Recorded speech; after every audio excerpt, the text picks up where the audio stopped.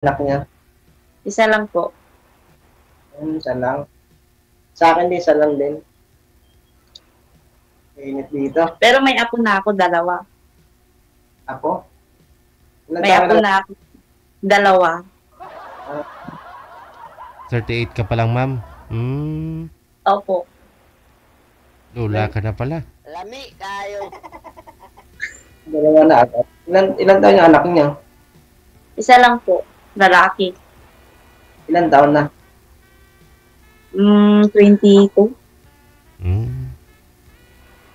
Kung bata kayo nag-asawa. Mm. Ay, dito sa ano? Kailangan nabuntis lang sa pagkadala. Nabuntis ako sa pagkadalaga. Sa akin dito sa ano? Pinas. Taga Pangasinan. Pangasinan. Dito kasi ako sa ano, Santa Maria, stay-in. Nag-stay-in sa trabaho. Santa Maria, Bulacan? Opo. Saan po? Santa Maria, Bulacan. Ano pong trabaho nyo? Ano lang, bantay sa warehouse. Ano po? Warehouse. Warehouse ano? Warehouse man ah. Warehouse, opo.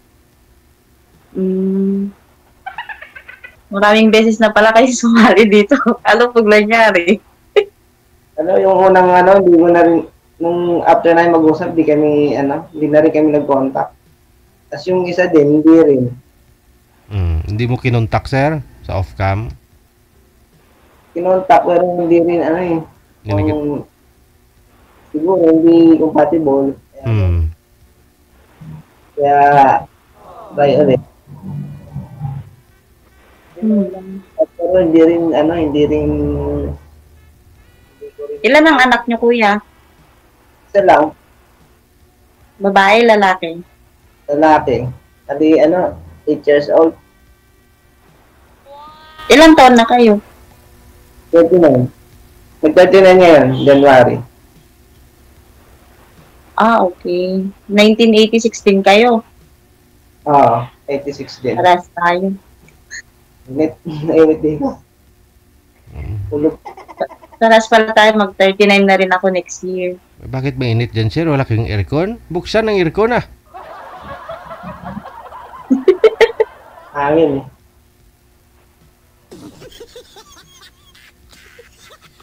Ako lang yung ano. Po? Binuksan ko lang yung bintana. Ay, medyo mainit.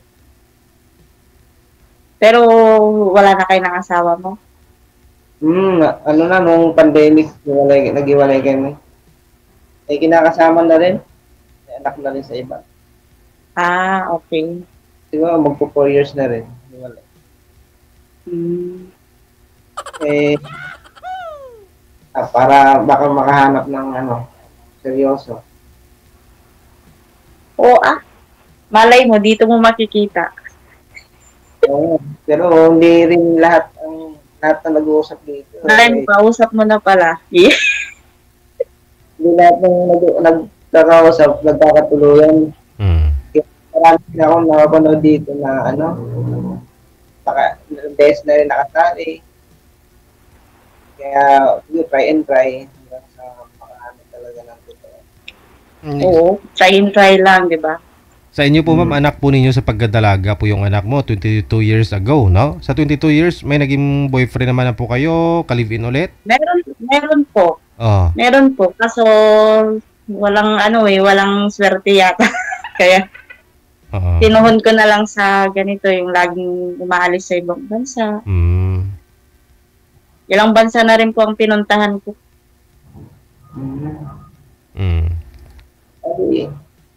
Kailan kayo umuhuling uwi dito? Yung umuwi? 2026 pa. 26 pa kayo makaka-uwi? Kaya, ano ka ba sa relasyon na LDR, di ba? Mahirap. Pero kung, may naging na rin ako, LDR, pero depende kasi sa LDR, yung bang, minsan busy ka, tapos minsan Sa yung tutusin oras, lang yung ako rin, ibang wala oras naman yung time din eh, paggabi lang. yung- Paggabi lang ako may time. Kasi, syempre pagka, trabaho talaga. Iba kasi ugali rin ng mga amo. Hmm. Walang, iba sabihin, hindi maigpit yung amo mo sa cellphone. Mahigpit nga, kaya pagtatapos na ang trabaho, saka lang ako nakakahawak ng cellphone. Okay. Saka yung oras niya dyan, no? Ilang oras yung ano nyo? Pareho lang ah. Hindi parehas lang yung oras dyan sa Pinas, tsaka dito. Saan ba? Sa Hong Kong? Singapore. Singapore. Singapore, parehas lang. Okay, Mm-mm. okay. Yung mahirap kasi yung mas late. Minsan magkaiba ng oras. Kaya, hindi katulad sa Kuwait, Saudi, iba talaga ang oras. 5 hours talaga. Oo. Bali, sanay ka nang lumalayo, no? Ha? Tapos sanay ka nang nawalay Lumayo. sa pamilya. Sanay na talaga. Pag nagbabakasyon ako dyan, 3 buwan, ganyan, 2. Minsan, 2 weeks lang. Tapos alis ulit. Bilis din. Minsan kasi mas matagal, di ba? 1 buwan. Minsan 2 buwan. Pagka sa Middle East ka, pwede kang magbakasyon ng 2 months. Pero pag dito, 2 weeks lang. Okay. Kung sanayan na lang din, Mm. mas okay ata ito sa ibang bansa eh. Mas Ha? hindi ka nang pagod. Kuyat lang. Pagod din Hindi naman as in talaga pagod din katawan mo. Lalo na pag may mga alaga kang bata. Okay. Bali, ba't nasali ka dito? Naghahanap ng Naghahanap, baka malay mo, nandito ko yung true love ko. Oo nga, no? Minsan kasi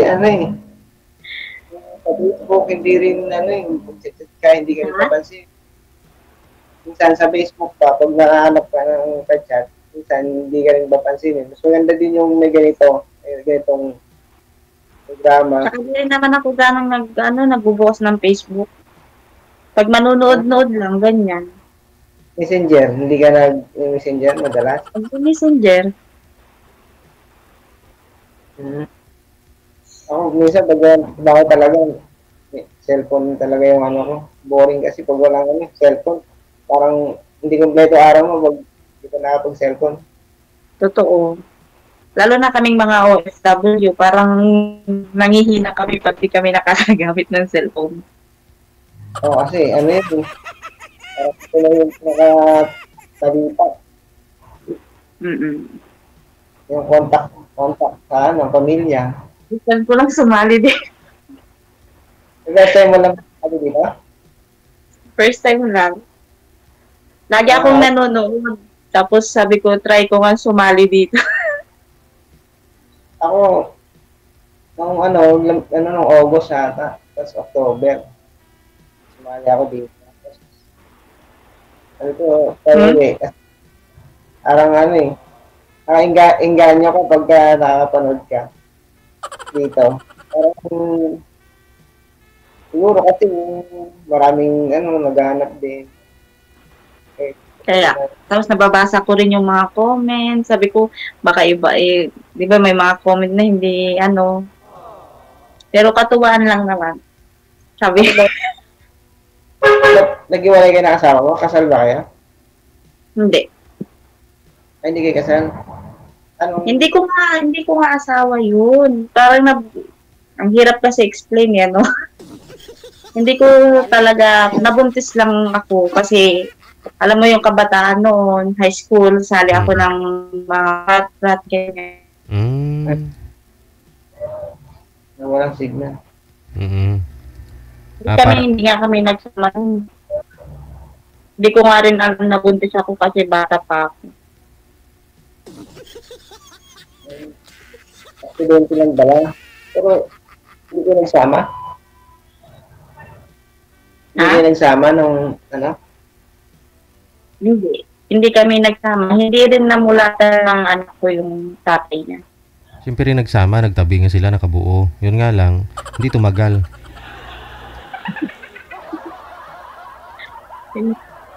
Ang hirap kasi explain. Mamaya na lang pag nag-usap tayo, explain ko sa'yo. Ganun. Siguro ma'am, uminom ng alak, Nag-usap no? na lang tayo. Uminom ng alak, tapos nangyari ang binalak. Pag may alak, may balak. Basta, hindi ko ma-explain dito, sir. Hirap explain. Pero yung anak mo, meron silang contact nung nung tatay. Ngayon, ngayong may isip na, yung malaki na yung anak ko, sa kanya lang napunta. Hinayaan ko naman na, kasi, hinahanap niya rin. Kaya hinayaan mo na. Mm.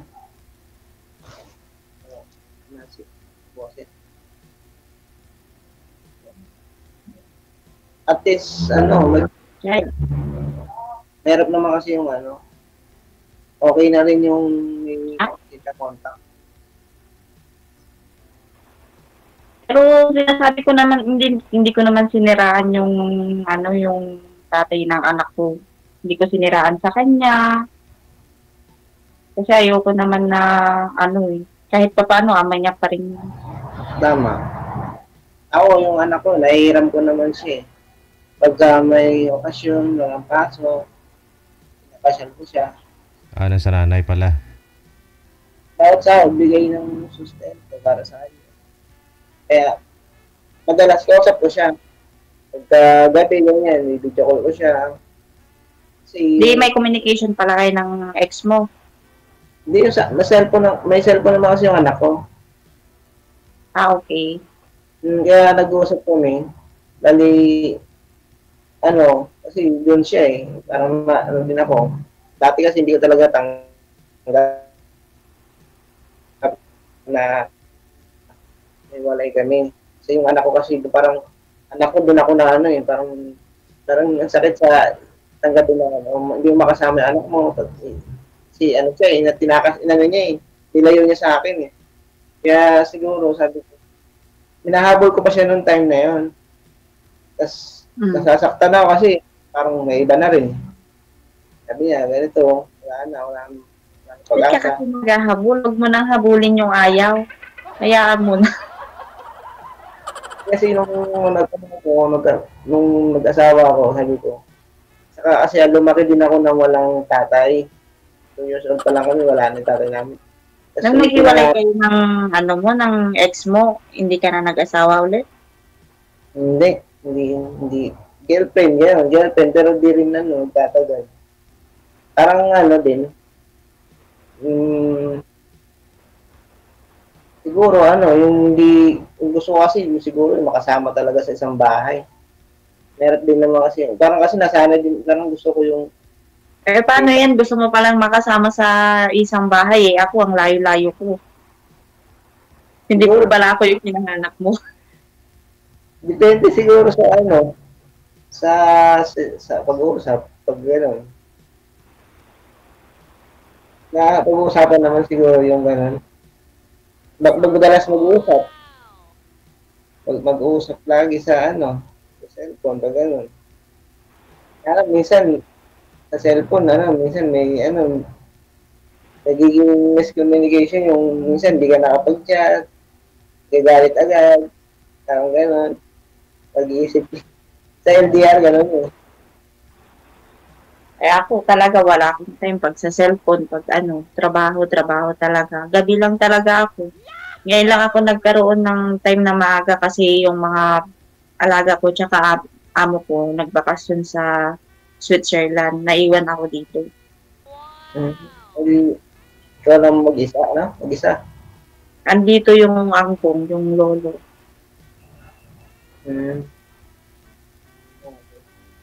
Pero pag nandito na yung mga alaga ko, 11 or 10, ganyan lang ako nakakahawak.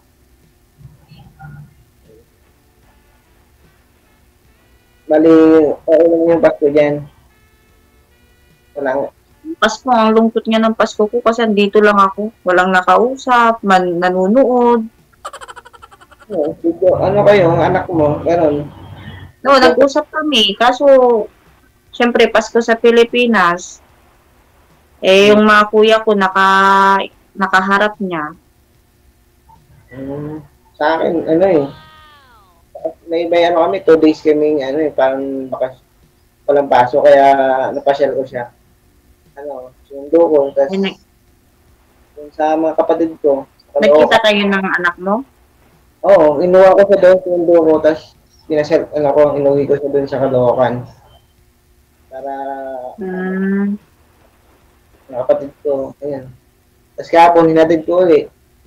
Kasi pasok na nga. Balik ulit dito sa trabaho. Stay in. Pero, Nasaan ka ngayon?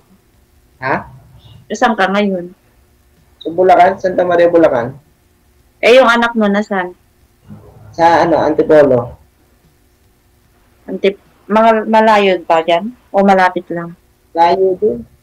Bali, dadaan ka ng Marikina. Pag pupunta ka doon, Dalawang sakay ah. Tatlo. bali, DJ, magbumotor ako. Diretso. Diretso. Mabilis lang siya magmotor. Pero dito, pupuntang Manila, mga 1 hour. Kurang 1 hour. So, mga 45 minutes siguro galing monumento. Itang Dipol. Ay, ganun. Kaya may motor eh. Kasi, para engage kahit anong oras, pwede yung pumunta. Pag Pero siyempre nakikita mo yung nanay, sir, yung asawa mo. Nakikita Oh. sa nakikita ko naman, pero doon lang ako sa may gate. Okay. Hindi ka pinapapasok. Ganito. Ganyan. Pasok ka. Oo. Ako, inaabot yung gamit sa loob. Ano Mm. din kami, wala namang kasi may anak na din siya eh. Ay. Pero deep inside, wait pa rin puso. Hindi naman natin yun eh. May pinagsamahan eh. Yung pinagsamahan pinagsamahan. Yun yung alaala na sige, may anak, dahil sa gano'n, may anak. Alaala na iniwan mo kapag naisip ko nalulungkot ako. Parang nung dinadagdag ko dati, paninikip yung dibdib ko, parang sakit. Hindi ko hindi ko matanggap bakit ako hiniwalayan. Ginawa ko naman, parang parang kasi 10 years ang tanda ko sa kanya. Bata pa. Okay. Bata pa pala. Oo, parang siguro hindi kasi 2 years din kami bago nag-anak eh, bago nagkasama kami 2 years, tapos then nabuntis siya, tapos kasal kami. Tapos yun nga. Ay, kasi kayo? Kasal. Sabi ko, Kasi, hindi ka pa nakaka-move on? Nakamove on na ako kasi dati meron na rin akong naging girlfriend na rin ako dati. Nung sabi nga nila, hanggat di ka nagkaka-girlfriend, hindi ka nakaka-move on. Yan. Sabi nila sa akin, parang, totoo nga yun. Sabi nga nila, kailangan maghanap ka na iba para makamove on ka. Tulungan mo, ma'am. Parang ang hirap ng sitwasyon mo, tapos magkakaroon ka, tapos kasal kayo, parang ang pangit naman. Ano pangit? Siyempre, kasal kayo nun. Kung paano nagkaroon na makahanap ka ng kasama mo rin, gusto magpakasal. Yun nga, Diba? yun na. Kasi meron din babae na gusto rin na ikasal, hindi habang buhay na live-in lang. Kasi walang kasiguraduhan din pag live-in lang. Pero ikaw, ma'am, gusto mo magpakasal? May mga babae kasi ayaw nila ng magpakasal eh. Gusto mo, ma'am? Oo naman po. Yan yung hinahangad ko, yung ikakasal ako. Ayoko yung ano lang, yung live-in. Tapos, makikisama ako sa lalaking kasal. Siyempre, anong tawag pa rin sa akin? Kahit na may asawa yun, kasal pa rin sila. Kabit pa rin ako. Ganun yun. Ay, ganun pala yun. Eh, dati na nagkaroon na rin po kayo ng boyfriend, ma'am, di ba?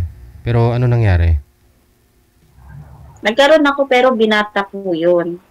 Oo. Walang anak, as in na ano. Tapos? Dahil lang yun sa chismis din. Kaya, naghiwalay kami. Oh, di ba? Kahit binata pa yung ano, yung nagiging karelasyon mo. Kasi sa panahon ngayon, parang useless na yung kasal eh. Minsan, kasal kayo. Tapos bandang huli, magsasawa kayo. Sisisi na lang kayo. Kaya nga, dapat pag nagpakasal, dapat yung sigurado na, yung hindi na yung hiwalay-hiwalay. Kasi number one na naapektuhan dyan yung bata. Kung may anak kayo. Walang kasiguruduhan pa rin, ma'am. Kasi minsan, umabot na nga ng 60 plus, saka naghiwalay pa rin eh. Kaya, Pero gusto ko pa rin, sir, na may kasal ako. Ayoko naman na in lang. yun din yung nahanap ko sa isang babae. Yung open-minded na ganito. Hindi ko naman kasalanan na ganito ang nangyari sa akin. Yung bang naghiwalay ako, marami din sa akin, siguro na hindi lang naman ako yung ganitong sitwasyon. Para sa akin kasi, panahon ngayon, hindi na rin halaga yata ang kasal eh. Kasi sabi nila, kakasal ka, tapos bandang huli, magsasawa kayo, mag-aaway. Tapos pag nag-iwalay kayo, tama, yung mga anak mo yung maapektuhan, pero bandang huli, maunawa ko nila yun, yung anak mo. Hindi, tsaka sa'yo kasi, bata pa yung naging ano mo. Kasi, natural lang sa mag-asawa yung nag-aaway, pero kailangan pinag-uusapan yan. Diba? Kung apoy yung isa, kailangan yung isa maging tubig para hindi tutuloy yung apoy, yung sunog ba? Siguro hindi pa matured, hindi pa siya talagang matured na kailangan kinasal ka, talagang panindigan mo. Pero sa kanya, okay lang kasi broken family naman siya eh. Kaya ibig sabihin, sanay na siya na okay lang pamiwalay kasi ako, lumaki naman ako ng broken family. Kaya, kahit na ganito, sabi ko nga, papamana mo yung pagdaanan mo sa ngayon, paparanas mo rin sa anak mo. Kahit sabihin ko yung ganun, hindi niya ma-realize yung ganun eh. Parang iniisip niya, ganun, siguro yung compatible, hindi kayo compatible. Kahit sabi natin kasal pa hindi compatible sa ugali. Kaya giwalay talaga. Sa bagay, nasa pagsasama nyo yan. Kung ano ba nang naging ano ninyo. Diba? Pero mas maganda pa nga, hindi kasal eh. Kasi parang pagka kayo, hindi kayo magsisisihan, ganyan. Pag-aasawa kayo, pwede pa siguro yung matandaan talaga kayo. Yung talagang forever na hindi na kayo, may mga apo na, talagang del death to aspire. Talaga yung, kasi maraming kasal na hindi naman talaga forever na sasama. Iwalay din. Hindi ka na naniniwala sa forever. Naniniwala kasi siguro na edad na kakaedad na tayo. Kaya siguro maghahanap tayo sa ganitong kay DDJ na gusto natin makahanap ng totoo. Yung mga kaunawa natin, ganito. Yung bang magtrabaho ka, pag uwi ka sa bahay, mag-aasikas. Pagdating mo, may pagkain ng handa. Yung anak mo, sasalubong sa'yo, mawawala yung pagod mo. Pagising mo, may nakahandaan na para lang hindi naman total na yung mga may sa'yo, may nag-aalaga, may nag-aalalay. Parang yung talaga yung totoong asawa. Hindi yung hihingi lang ng budget para sa pamilya. Dapat Kasi mga lalaki, natural sa lalaki yung magtrabaho ka eh. Para mabigay mo yung pangangailangan ng mga ng asawa mo, anak mo. Doon ako nakafocus sa gano'n. Hindi yung ako, lumaki ako na walang sa barkada. Hindi ako gano'n, wala. Sabing, ganito, aayain na marana, tapos wala. Hindi ko, yung pinalakihan.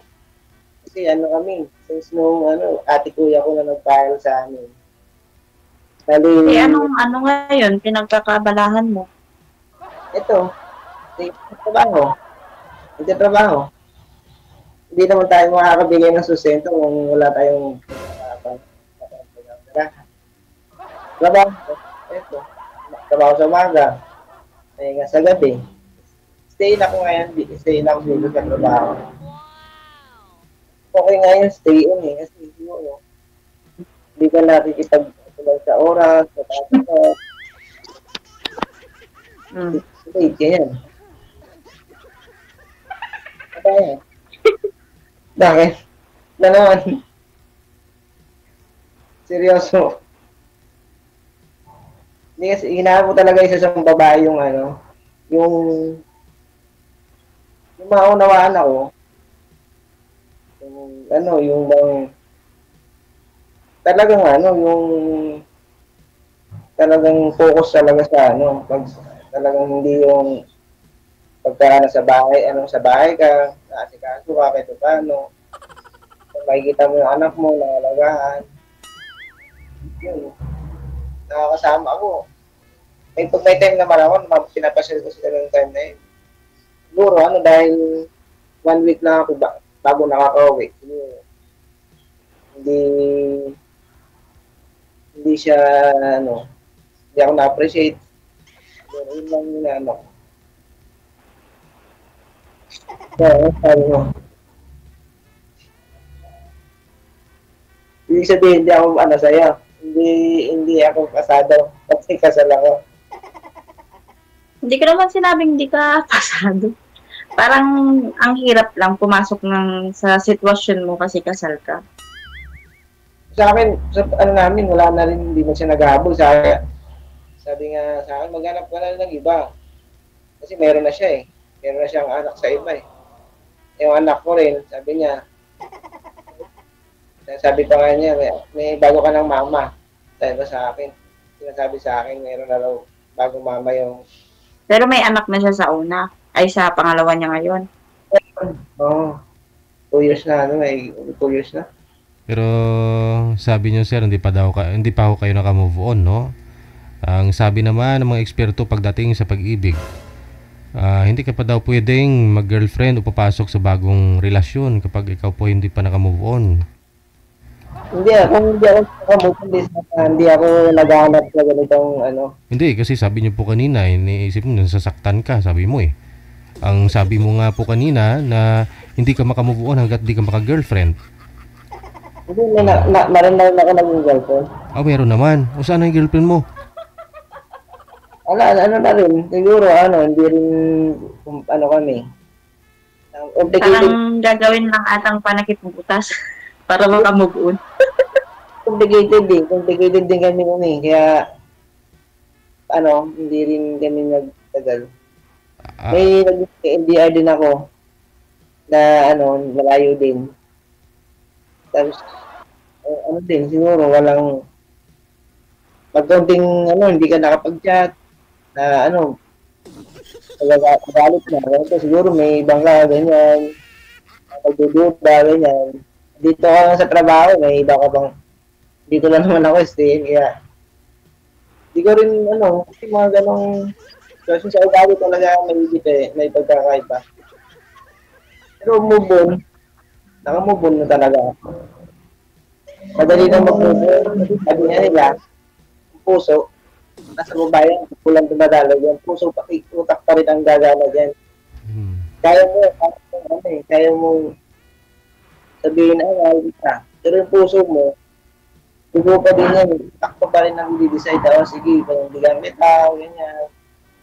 Pero mahirap pa rin pumasok. Kahit nasabihin mong meron siya, parang... Biglang nagbago yata yung istorya. Sige, basta yun po ha, mag-usap na lang po kayo sa off-cam. At andyan naman po siguro si ma'am, pandang tumulong sa'yo, sir. Patlubusang mawala, makalimutan mo yung naging kasawa mo, no? Sige. Thank you sa time, good luck. Bye-bye. Galibog akong ulo dong.